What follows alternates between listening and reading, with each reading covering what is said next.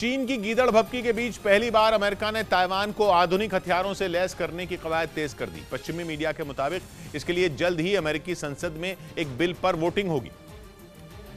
क्योंकि अगस्त की शुरुआत में अमेरिकी संसद की स्पीकर नैन्सी पेलोसी के ताइवान दौरे के बाद से चीन बुरी तरह भड़का हुआ है और वो लगातार जंग की धमकी दे रहा है।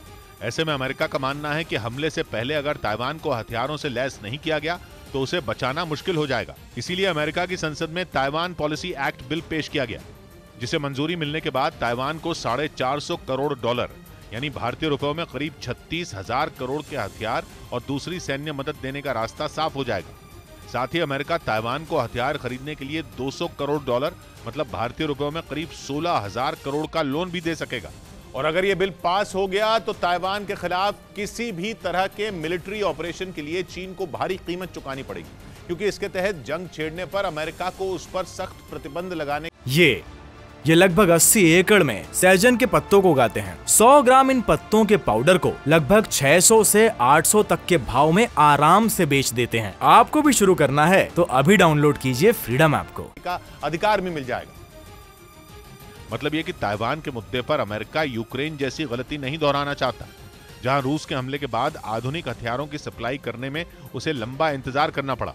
और एक रिपोर्ट में यह दावा किया जा चुका है कि चीन और ताइवान के बीच जंग छिड़ने पर पहले ही दिन ताइवान को हजारों घातक मिसाइलों की जरूरत पड़ेगी और उसे उम्मीद है कि उसकी ये जरूरत अमेरिका पूरी करेगा, जिस पर अमेरिका ने पहल भी शुरू कर दी।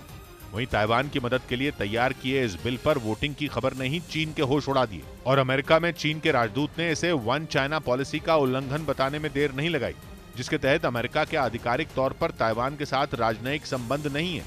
उधर यूक्रेन के ज़ापोरिज़िया परमाणु प्लांट जैसे संकट से बचने के लिए ताइवान ने चीन के खिलाफ अपनी तैयारी पूरी कर ली। यूक्रेन के दक्षिण पूर्वी हिस्से में मौजूद ज़ापोरिज़िया न्यूक्लियर पावर प्लांट पर रूस का कब्जा है और वहां छिड़ी जंग की वजह से उस पर खतरा बना हुआ है, जिसे देखते हुए ताइवान भी अपने न्यूक्लियर पावर प्लांट की सुरक्षा में जुट गया। ताइवान नहीं चाहता कि चीन से जंग के हालात में उसके न्यूक्लियर पावर प्लांट का भी हाल ज़ापोरिज़िया के प्लांट जैसा हो। जंग की आहट को देखते हुए ताइवान लगातार अपनी सैन्य ताकत को बढ़ाने में जुटा है। वो लगातार अपनी सैन्य शक्ति में सुधार करने के लिए काम कर रहा है। इसके साथ ही वो ऐसी तैयारियां कर रहा है जिससे उसका न्यूक्लियर पावर प्लांट सुरक्षित रहे। वो परमाणु प्लांट जो उत्तरी ताइवान में बना है और ऊंची ऊंची पहाड़ियों से घिरा है। कहा जा रहा है कि ताइवान इसी प्लांट को हमले से बचाने में जुटा है, ताकि हमले से होने वाली तबाही को रोका जा सके। ताइवान के लिए यह परमाणु पावर प्लांट इसलिए अहम है क्योंकि वहां उसकी राजधानी ताइपे के लिए बिजली बनती है और किसी भी हमले के हालात में अगर ये परमाणु पावर प्लांट बंद हो जाता है तो ताइपे का 1/4 हिस्सा अंधेरे में डूब सकता है, क्योंकि राजधानी की कुल बिजली का 25% उत्पादन यही होता है। हालांकि इस पावर प्लांट को किसी भी अनहोनी से बचाने के लिए ताइपे से करीब 70 किलोमीटर दूर बनाया गया है, जहां से हाई टेंशन तारों के जरिए बिजली पहुंचाई जाती है।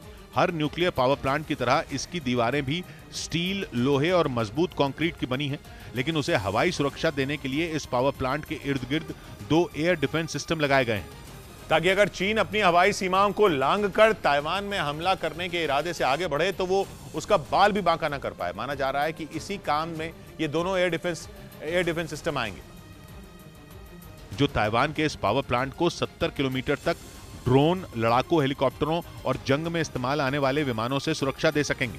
ताइवान की टेंशन बढ़ने का कारण यह है कि अगर चीन के ड्रोन ने इस परमाणु प्लांट के कंट्रोल रूम पर हमला कर दिया तो वहां ऊर्जा इतनी ज्यादा बढ़ जाएगी कि पावर प्लांट ध्वस्त हो जाएगा। इसके साथ ही न्यूक्लियर रेडिएशन चंद मिनटों के अंदर कई किलोमीटर के दायरे में फैल चुका होगा, जिससे राजधानी ताइपे में भी भारी तबाही मच सकती है।